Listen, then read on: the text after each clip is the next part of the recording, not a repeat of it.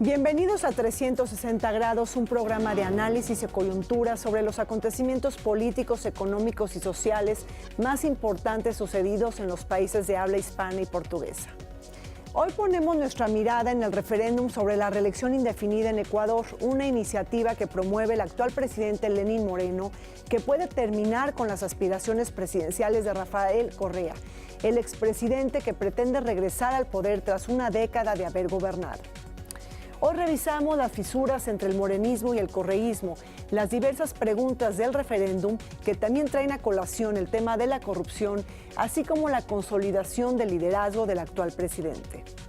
En la segunda parte del programa nos preguntamos sobre la jornada electoral en Costa Rica, este pequeño país centroamericano que celebró su primera vuelta electoral el domingo 4 de febrero. En el radar ponemos su sistema político, la fragmentación de las preferencias electorales, los principales candidatos, la situación económica, así como el legado de Luis Guillermo Solís y su Partido de Acción Ciudadana. Acompáñenos con entrevistas, reportajes y lo más importante sucedido en nuestra región.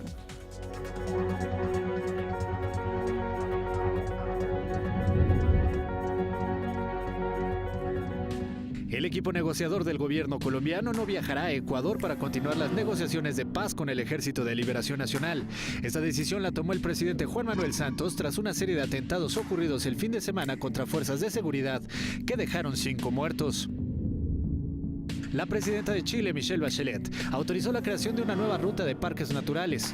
Constará de 4.5 millones de hectáreas ubicadas en la Patagonia. Se trata de un territorio más grande que Suiza y tendrá como fin preservar los bosques nativos y estimular el turismo en la zona. El presidente del Parlamento catalán, Roger Torrent, ratificó la candidatura del líder independentista Carles Puigdemont a la presidencia de la Generalitat. El gobierno y la oposición de Venezuela cerraron la quinta ronda de negociaciones en República Dominicana sin un acuerdo definitivo.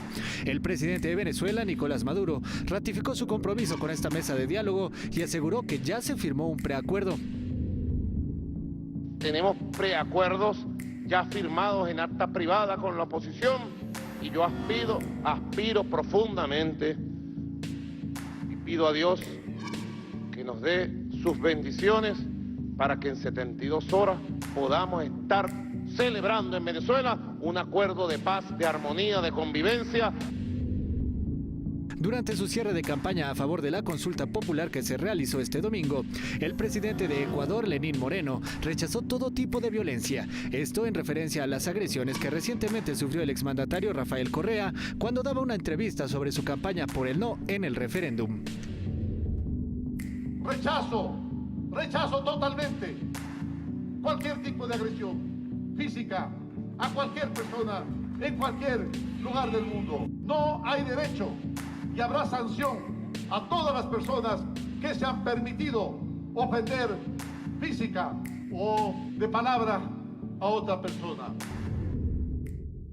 Esta semana en nuestra sección Bajo el Radar analizamos el referéndum y la consulta popular en Ecuador. 7 preguntas que implicarían cambios a las leyes actuales y la Constitución. Para hablar del acontecer político en Ecuador nos enlazamos hasta Quito para conversar con Santiago Basabe. Él es académico y profesor de la Maestría de Política Comparada de Flaxo, Ecuador. Santiago, bienvenido al programa 360 grados. Hola Rina, buenas noches. En medio de tensiones y fisuras entre el correísmo y el morenismo, tenemos al actual presidente Lenín Moreno que cuenta con una enorme aprobación ciudadana, mayor al 70% en una corta estancia. Y aquí la pregunta es si esto también se debe a la lucha en contra de la corrupción, es decir, al encarcelamiento del ex vicepresidente Jorge Glass, que está vinculado al caso de corrupción de Odebrecht. Yo creo que esa es una aceptación popular que es muy momentánea, es muy coyuntural. No creo que le corresponda a Moreno como tal. Me parece que tiene que ver más bien con algunos signos, algunos indicios de generar un cambio en términos políticos respecto al presidente Correa. Me parece que en cuanto la consulta popular haya terminado, es decir, este domingo a las 5 de la tarde, hora de Ecuador, esos apoyos y esa simpatía popular respecto al presidente Moreno va a empezar a disminuir drásticamente. Sí, insisto, me parece que mucho de ese apoyo se tiene que ver, está ligado a la consulta popular. Es difícil creer un presidente que haya crecido tanto en apoyo popular cuando hace 6 meses, cuando ganó la segunda vuelta electoral, apenas derrotó por 200,000 votos, por 2 o 3 puntos porcentuales al segundo candidato. Entonces, visto así esos datos, yo creería que es un apoyo muy coyuntural y, como he dicho, va a empezar a descender en función de que la consulta popular se haya realizado. Además del tema de la reelección indefinida, se ponen a consulta pública otros temas también importantes, como la ley de la plusvalía, la inhabilitación política de los funcionarios corruptos, pero también la no prescripción de los delitos sexuales en contra de menores y adolescentes. ¿Qué nos puedes comentar al respecto? Sí, es así. La consulta popular tiene 7 preguntas, las 2 de fondo son la de la reelección indefinida y la de la reestructuración del Consejo de Participación Ciudadana, un órgano que en el caso ecuatoriano es el encargado de designar al fiscal general de la Nación, al procurador general del Estado, a los miembros del Consejo de la Judicatura, al fiscal, a los superintendentes, es decir, es el órgano que en Ecuador tiene las atribuciones que en otros países suele tener la Asamblea. Esas 2 preguntas y una de las preguntas se orienta a reestructurar, cambiar las personas que están ahí. Esa más la de la reelección son las de fondo. Hay otras preguntas, tú has mencionado algunas, pero todas son preguntas que fácilmente pueden generarse el cambio que se está pidiendo por parte del presidente a través de reformas legales, a través de la Asamblea Nacional. Quizá Lenín Moreno encuentre capital político y social para conseguir una victoria este 4 de febrero, porque cuenta con una base amplia en materia anticorrupción, pero también ha favorecido las posiciones para generar una alternancia de los cargos de elección popular. Pero aquí la pregunta es, ¿qué pasa en materia económica? ¿Se han generado los consensos necesarios para impulsar la economía? Porque este es otro tema que preocupa mucho a los ecuatorianos, considerando la caída en los precios internacionales del petróleo. Bueno, yo creo que empezando por la segunda parte, la economía del Ecuador tiene que ver evidentemente su deterioro con la caída del precio internacional del petróleo, pero fundamentalmente el problema de fondo es el modelo económico del expresidente Correa. En lo de fondo, un país que vivió 10 años concentrando su sistema económico alrededor del crecimiento del Estado y debilitando al mismo tiempo de forma paulatina a la empresa privada, que es en esencia la generadora de riqueza y de empleo, es lo que llevó a esta grave crisis económica que tiene el país. La cuestión es algo distinta, ¿no? Ahí habrá que ver luego del 5 de febrero en qué medida decide tomar aliados políticos más centrados hacia la izquierda, más centristas, más centrados hacia el centro derecha en términos ideológicos, y de ahí habrá que ver en qué medida puede ser estable los 3 años que le quedan. Ya una última pregunta. Para el caso del morenismo, se han instrumentado una serie de variantes de la política exterior que de alguna manera se han alejado de esta diplomacia que lideró el expresidente Rafael Correa. El caso de Venezuela, de Estados Unidos, de Cuba. ¿Cuál es tu opinión? No creo que sea tan clara la distancia en el tema internacional de lo que está haciendo Moreno hasta el momento, de lo que ha hecho Rafael Correa. Esa visión antiimperialista, entre comillas, esa posición de acercarse a países tradicionalmente no defensores ni protectores de derechos humanos, esa visión de ver con ciertos resquemores a las distintas organizaciones internacionales que estuvieron presentes en Correa, en buena medida están presentes en el gobierno de Moreno. De hecho, quien fue canciller del presidente Correa ha vuelto a ser ahora canciller con el presidente Moreno. En buena medida, insisto, si es que hay un campo donde las cosas no han cambiado en mayor medida, es precisamente en el plano internacional. Muchísimas gracias a Santiago Basabe, profesor de la Maestría de Política Comparada de Flaxo, Ecuador, por esta entrevista. Estaremos pendientes de los resultados de este referéndum y de la consulta popular. Hasta pronto. Muchas gracias a ti, saludos Rina, y a toda tu teleaudiencia. 360 grados pone su mirada en las elecciones presidenciales y legislativas en Costa Rica, una jornada a la que se presentaron 13 candidatos tras el rompimiento de la hegemonía bipartidista tradicional que se inauguró con el presidente Luis Guillermo Solís del partido Acción Ciudadana. Frente a un panorama fragmentado y de atomización del voto, destacan diversas figuras en el escenario electoral. Antonio Álvarez de Santi, el candidato del Partido de Liberación Nacional, el ascenso meteórico de Fabricio Alvarado del Partido de Restauración Nacional, así como Juan Diego Castro del Partido de Integración Nacional. Todos ellos buscan pasar a la segunda vuelta electoral que tendrá verificativo en el mes de abril si ninguno de los candidatos alcanzara más del 40% de los votos en primera votación. En estas elecciones, los principales temas de campaña permearon alrededor del desempleo, la situación económica, la inseguridad y la trama de corrupción. Un escenario envuelto en la crisis fiscal, en la caída de los precios internacionales de las materias primas y el problema del servicio de la deuda. Vamos a una entrevista telefónica con el doctor Raúl Benítez Manaut. Él es académico del Centro de Investigaciones sobre América del Norte, CISAN UNAM. Raúl, muchísimas gracias por acompañarnos en 360 grados. Te saludo y a toda tu audiencia de 360 grados, Rina. Gracias, Raúl.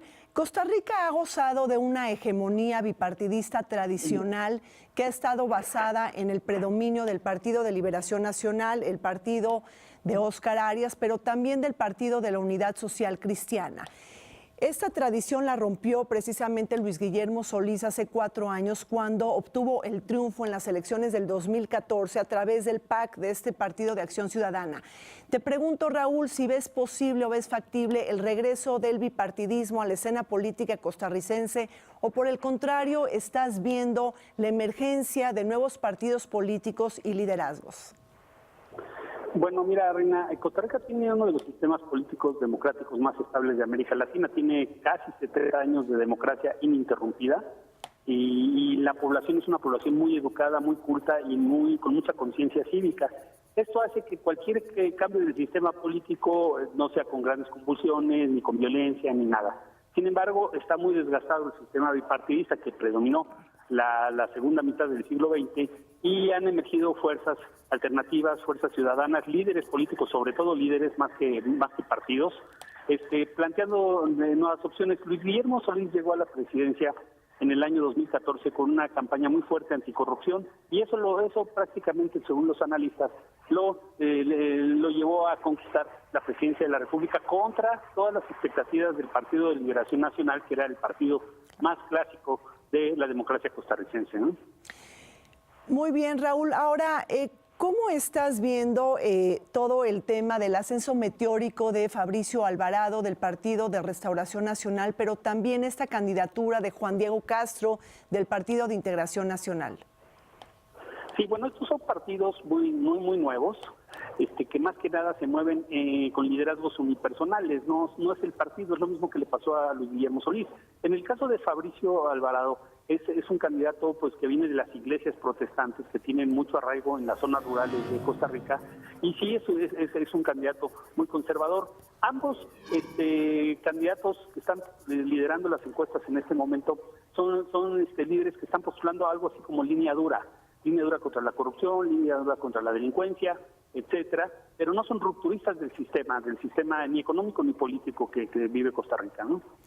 Claro, así es. Ahora, desde tu punto de vista, ¿cuáles son las principales preocupaciones de los costarricenses en un momento del acto de las urnas y cuáles son los principales problemas que hereda el nuevo presidente que será decidido quizá en segunda vuelta electoral? La ingobernabilidad es un tema. El tema del déficit fiscal, la escasez de recursos del Estado para seguir manteniendo una especie de estado de bienestar, es otro tema. Y la inseguridad. La inseguridad en las calles ha subido mucho en Costa Rica. El índice de homicidios subió de 8 a 12 por 100,000 habitantes, lo que tiene muy preocupados a los costarricenses. Es más alto que el de Panamá y de Nicaragua, sus vecinos. Entonces, estos temas son los que preocupan a los costarricenses. Algo así como el pequeño y gradual desmantelamiento del estado de bienestar, la violencia y la ingobernabilidad congresional. Sí, por supuesto. Oye, Raúl, una última pregunta. América Latina está atestiguando una ola reeleccionista y ahí sabemos que el presidente de Costa Rica, Luis Guillermo Solís, pues aprobó o apoyó esta reelección consecutiva por una sola ocasión, aunque él siempre señaló que no buscaba contender por esta misma. Platícanos un poquito de este tema. Bueno, mira, Costa Rica es un país que tiene, los periodos de gobierno son de 4 años, se permite la reelección no consecutiva, o sea, entonces ha tenido muchos gobernantes que han gobernado varias veces. Por ejemplo, Óscar Arias gobernó 2 veces, que es uno de los líderes políticos más importantes de Costa Rica. Entonces, bueno, esta ola reeleccionista apoyada por los congresos está también entrando a Centroamérica. Se da más en América del Sur, se da más en Uruguay, en Argentina, en Chile también es parecido a Costa Rica, es reelección no consecutiva. En Brasil, todos los pleitos que está Lula viviendo, pues es que quiere volver a ser presidente. Entonces es un tema conflictivo que afortunadamente en México, por ejemplo, no lo tenemos porque opera la frase de sufragio efectivo no reelección. Pero ciertamente es un virus que está circulando por toda América Latina, ¿no? Pues muy amable, muchísimas gracias al doctor Raúl Benítez Manaut por esta entrevista. Por si usted no lo conoce, él es un experto en temas de Centroamérica y también un académico que ha tenido su mirada clavada en los procesos políticos de América Latina. Raúl, muchísimas gracias y ojalá y te tengamos nuevamente en el programa. Claro que sí, Rina, te mando un abrazo y a la audiencia. Gracias a ti, un saludo. Saludo con muchísimo gusto en el estudio de 360 grados al maestro Efraín Hernández del Valle. Él es académico de la FES Zacatlán. Muchísimas gracias, Efraín, por acompañarnos esta noche. El agradecido soy yo. Gracias por la invitación. Efraín, Luis Guillermo Solís se alzó con un triunfo histórico hace 4 años cuando capturó alrededor del 78% del voto en una segunda vuelta electoral. Después de 4 años, su índice de popularidad ha caído y gira alrededor del 24 y del 25%. ¿Qué sabor de boca deja la presidencia de Luis Guillermo Solís y, sobre todo, qué legado deja con este Partido de Acción Ciudadana? El problema de la caída tan drástica de la popularidad que ha tenido el presidente ha sido determinada por la corrupción. Es una causa pendiente que tiene ahora Costa Rica para estas nuevas elecciones. El problema es que no ha podido resolver esos problemas tan elementales como la corrupción, como la falta de empleo, como las condiciones de bipolaridad en la población costarricense. Entonces, ese es el gran tema que queda en las próximas elecciones que vienen. Pero el caso del cementazo, que es este escándalo de corrupción que está ligado con el empresario cementero Juan Carlos Bolaños, ¿le pega directamente al presidente? Es decir, ¿el presidente está directamente vinculado o es más sistémico? Es decir, los 3 poderes del Estado están involucrados. El problema está en que es eso mismo, que está sistémico, no es una condición directa, es parte de la condición institucional del propio gobierno y le está pegando a los 3 sectores, junto con algunos sectores empresariales también. Es decir, no es una condición nada más de un pequeño grupo, sino que se expandió y eso la población lo ve día a día y lo rememora para tomar alguna decisión en las elecciones. Y a tal grado que Carlos Alvarado, precisamente el candidato del Partido de Acción Ciudadana, pues no figura como principal líder, ¿no?, dentro de las preferencias electorales. Claro, por supuesto, le pegó, resultaría evidente también que le pegó directo, por eso la caída. Solamente hay 3 posibles candidatos, 4 si nos ponemos muy exigentes para la segunda vuelta. Esto marcaría también, porque la corrupción en Costa Rica sí no es una condición que la población la ve como algo relegado, ajeno, sí, sino como que lo ve directamente en su incidencia propia de la vida diaria, a diferencia de otros países de la región que determinan eso ya como algo parte del sistema, ¿no? Aquí en Costa Rica no, es un poquito más complicado revisar que la corrupción se inserte en la... Ahora, Efraín, nos hablas de varios candidatos y ahí tenemos también todo el caso de la candidatura de Antonio Álvarez de Santi, la principal figura del Partido Liberación Nacional, una candidatura, una campaña que no ha generado mucho entusiasmo, muchas expectativas, se coloca dentro de los primeros lugares, pero ¿qué está pasando ahí con el Partido Liberación Nacional? Él está estancado, evidentemente, no tiene más margen de maniobra que le da el propio sistema, ¿no? Entonces, por eso tiene ese margen. todos estos candidatos de los que hemos hablado hasta ahora están buscando el voto de los indecisos, es decir, ese voto que se va moviendo volátilmente. Entonces, por ahí se va buscando, pero los números duros que se tienen en las últimas encuestas son con los que van a estar jugando, ¿no? Entonces, ninguno va a alcanzar, por supuesto, pero... Sí, el 40%. De ninguna manera el 40%, y se estarán haciendo las alianzas para la segunda vuelta. No, y realmente estamos viendo una enorme fragmentación y atomización del voto con 13 candidatos, ¿no? Sí. 13 candidatos presidenciales que se presentan a esta elección, pero me llama la atención, solamente una mujer de esos 13 candidatos se presenta como candidata presidencial. El caso de Stephanie Campos, ella es periodista, comunicadora del Partido de Renovación Nacional. Pero aquí la pregunta es, ¿qué ha pasado con la condición de la mujer? Es decir, con la inclusión de la mujer en la vida política en Costa Rica, sobre todo tomando en cuenta que Costa Rica sí apoyó esta paridad política. Y además tenemos a la figura de Laura Chinchilla como la primera mujer presidenta del país. Se ha polarizado, es decir, seguimos viviendo, es Latinoamérica, Centroamérica finalmente, ¿no? Seguimos teniendo una visión de la mujer como alguien que tiene que hacer el doble de esfuerzo para poder resultar y tomarse en cuenta como con los hombres, ¿no? Lastimosamente así ha estado en los países latinoamericanos y principalmente los centroamericanos. Por eso no ha habido una condición más allá de elevar a la mujer a una condición política más arriba que con los hombres, ¿no? Esta polarización, si me permiten en términos machista, junto con la polarización de la corrupción, junto con los sistemas igualitarios, producen un efecto significativo en la próxima elección costarricense. Pues así es, todavía desafortunado todo este tema, ¿no? La necesidad de empoderar a la mujer en materia política en América Latina. Hay muchas asignaturas pendientes. Efraín, ya una última pregunta. El tema del bolsillo en Costa Rica, es decir, en un momento en donde se celebran elecciones, ¿cómo está girando la economía? Sobre todo porque sabemos que Costa Rica, tiene una expectativa de crecimiento en el 2018, quizá del 3.8%, mucho más, es decir, un nivel mayor que varios países de América Latina.